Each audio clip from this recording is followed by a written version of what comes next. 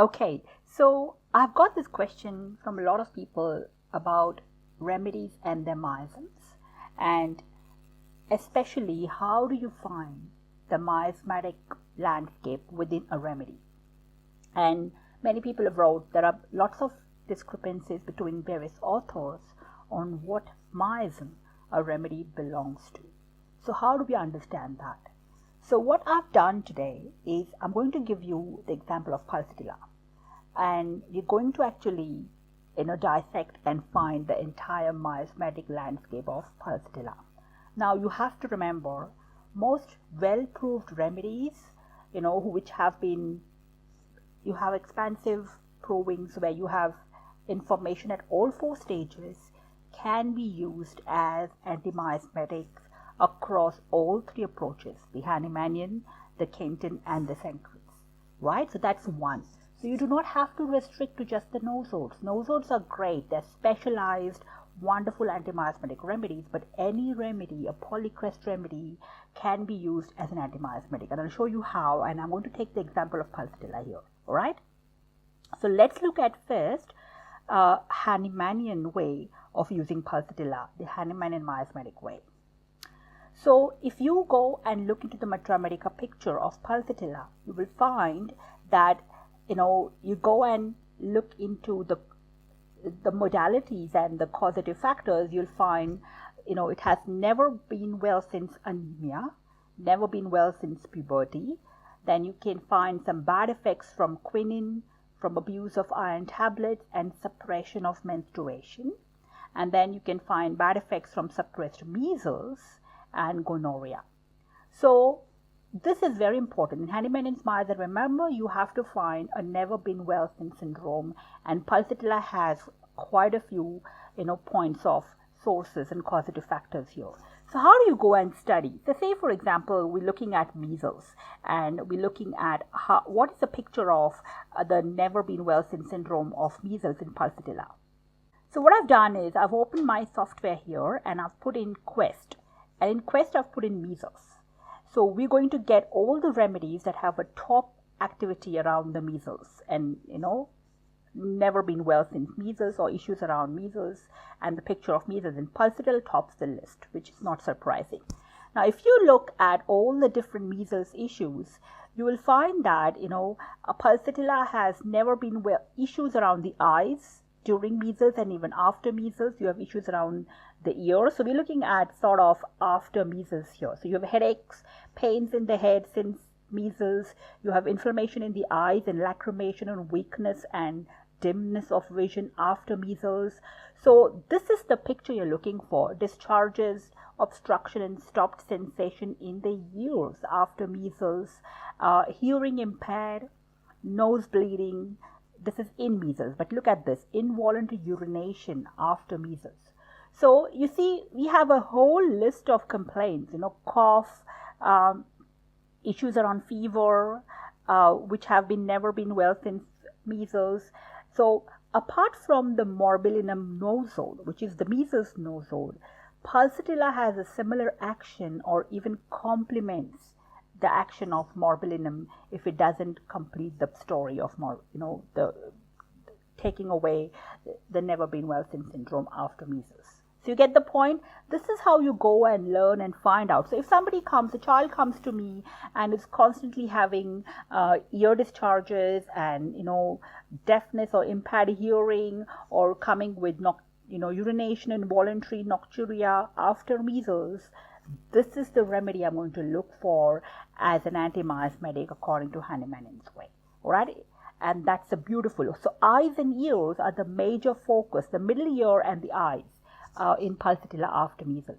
Let's look at iron abuse. So I put in iron abuse, and again Pulsatilla tops the list.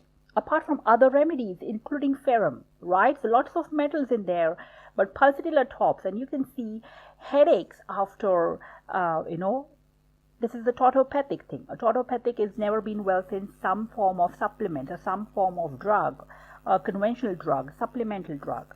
So they've had anemia since iron abuse. They've had headaches, metrorrhagia, so irregular menstruation. The cycle gets disturbed after iron tablets. If you find this, or uterine hemorrhage after quinine and iron abuse. So quinine and iron, they're together because quinine is, for malaria. So if both of them, and it also has an effect on iron. So if there are issues around the female reproductive system after abuse of iron, this is where I will look for Pulsatilla, a never been well seen syndrome. So you see, and again, quinine, another thing, top of the list. So if you have face pain, neuralgias, ear pains, toothaches, indigestion after quinine, diarrhea after quinine, look for Pulsatilla. So this is a beautiful way of studying, and this is exactly what I'm talking about. When you look at the Hahnemannian miasm, you cannot underestimate the non-nosodes, and here it is with Pulsatilla. All right, let's now go and look at the Kentian miasms and Pulsatilla with the Kentian perspective. So in the Kentian miasm, we have a Psoric Pulsatilla, a Sycotic Pulsatilla, and a Syphillitic Pulsatilla. So I have gone on and looked at all the symptoms of Psoric Pulsatilla, and these are those, we have changing, shifting symptoms. A lot of dynamic, a lot of changeability of symptoms is very Psora. Weeping, yielding, milder people who change a lot and who weep and express the emotions well. Any form of deficiency is also a psoric symptom. And of course, itching eruptions from woolen clothes. This is again a Pulsatilla syndrome. So you have about 3 or 4 or 5 key Pulsatilla psoric symptoms using the Kentian miasmatic analysis. But look at psychosis. Psychosis is like full on, and that's why it's a dominant psychotic state. So you have ill effects of suppressions of ear discharges, menstruation, lochia after delivery, milk suppressed. So if this any form of suppression or any form of abnormal discharge suppression or normal discharge suppression is a very strong psychotic phenomena. One-sided pains, numb pains. So psoric pains are very, very strong and extremely, and all over the place, whereas one-sided numbness, sort of duller pains are more psychotic. Hemorrhages, again, passive, dark, clotty, they're all very, very psychotic hemorrhages. More bright red is more psoric. Any form of varicosity, any form of heaviness, any form of band-aid sensation, pulsations in the body, all very psychotic, whether it's stagnation, whether it's stoppage, and also getting feet wet, any damp issues, damp weather, everything is psychotic according to Kentian miasmatic analysis. And also fatty, rich, heavy food, and they're always better by motion, always better by flow. That is the Sycotic Pulsatilla. Right, so I've just got into the Fatex Matra Medica, look into the generalities, and we used to do this as students. We used to get 3 colored pens, and we used to go into Fatex Matra Medica after we studied our miasmatic classes and look into the main polycrest and mark all the psorics as yellow and all the psychotics as blue and all the syphilitics as red. And so the remedy which has that color dominance is that dominant miasm. So you can try that, but this is Pulsatilla. Again, Sycotic Pulsatilla mentally, she's better by crying because there is a lot of sadness and, it is all suppressed. And if she cries, she feels better.